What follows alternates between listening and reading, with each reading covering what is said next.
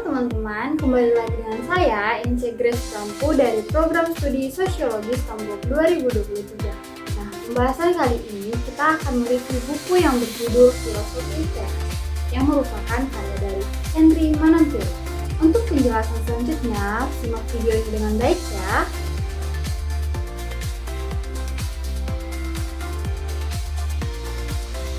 Bahas apa aja sih? Jadi, buku Filosofi Teras karya Henry Manantiring ini adalah salah satu buku self-help paling populer di Indonesia yang memperkenalkan tentang konsep filosofi Stoa atau Stoicisme kepada pembaca. Buku ini bukan hanya sekedar terjemahan tentang apa itu Stoicisme, melainkan upaya cerdas untuk menjelaskan konsep-konsep filosofi yang kompleks dengan menggunakan bahasa yang sederhana, mudah dipahami dan juga relevan bagi para pembaca di masa kini. Lalu, buku ini buat apa? Nah, kita ketahui, di tengah kehidupan modern saat ini, tidak jarang di antara kita masih banyak mengalami tekanan stres dan juga kecemasan. Jadi, buku Filosofi Teras ini menawarkan cara-cara yang praktis untuk menghadapi tantangan tersebut. Nah, selain itu juga, buku ini mengajarkan kita untuk tetap menggunakan nalar atau berpikir secara realistis dalam menjalani kehidupan sehari-hari.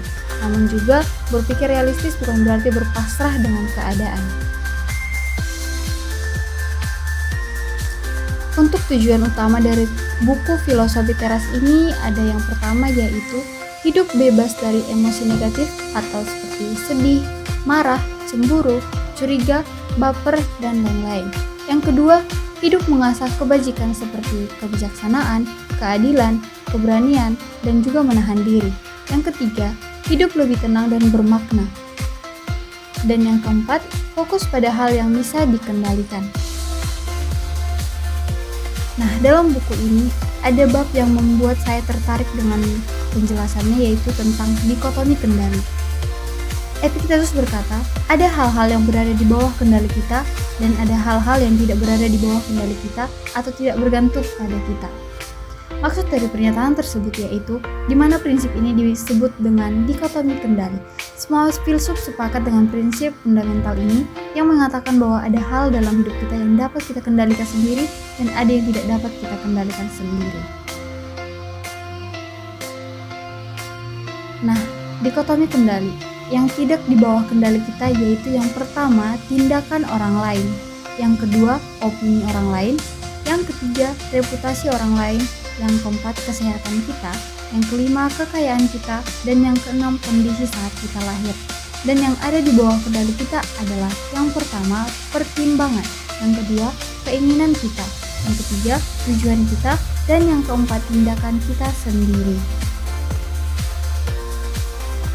Lalu, gaya penulisan.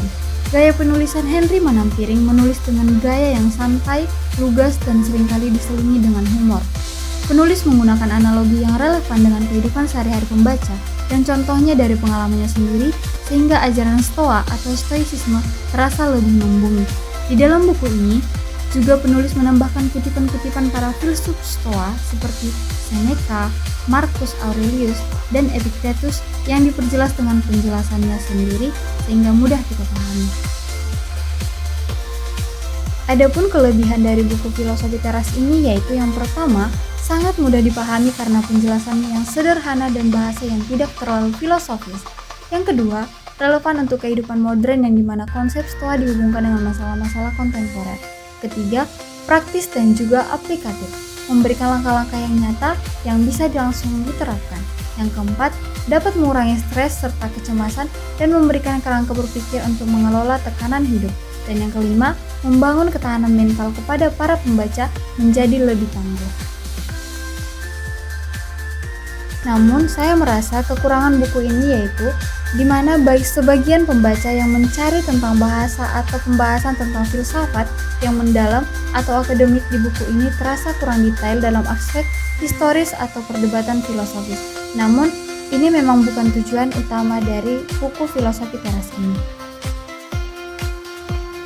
Untuk kesimpulannya, buku Filosofi Teras adalah bacaan yang sangat direkomendasikan kepada siapa saja yang ingin mencari kedamaian batin, mengelola emosi, dan hidup lebih bermakna di tengah kompleksitas dunia modern, dan buku ini adalah gerbang yang sangat baik untuk memahami Stoicisme dan mulai mengaplikasi prinsip-prinsipnya dalam kehidupan sehari-hari.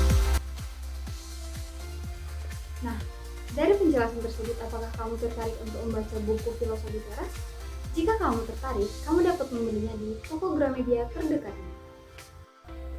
Sekian penjelasan dari saya. Jika ada tutur kata yang salah, mohon dimaafkan. Sampai jumpa di penjelasan berikutnya. Terima kasih sudah menonton. Sampai jumpa. Bye-bye.